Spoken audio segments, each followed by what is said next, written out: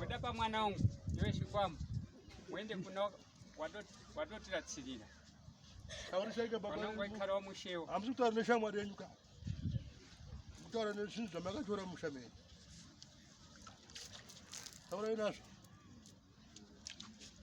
kuda zvikwambo mudzokeri kuna wakandikanzira umba kwangu muibva pawana wangu muipawo mwana wangu mubereko apa so atine makore asina apa makore mangana asina bereko so handichaziva ngoti apa akaenda kunze kwenyika naeba Moses Habra taura iwe buda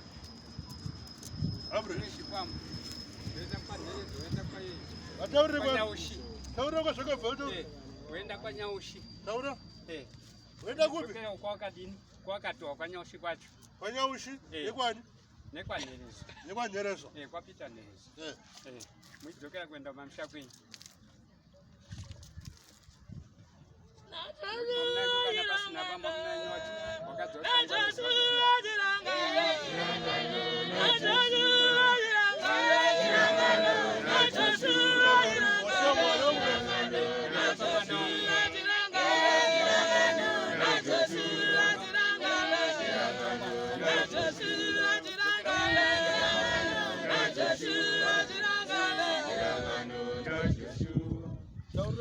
taura muri yese baba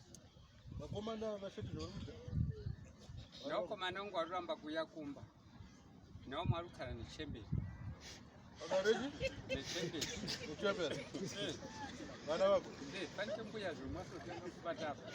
ndiye arugara naye mwana mudiki mbuya asongani mutondora vaona nzvimbo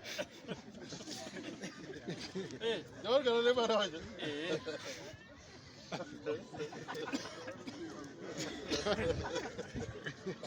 unoziva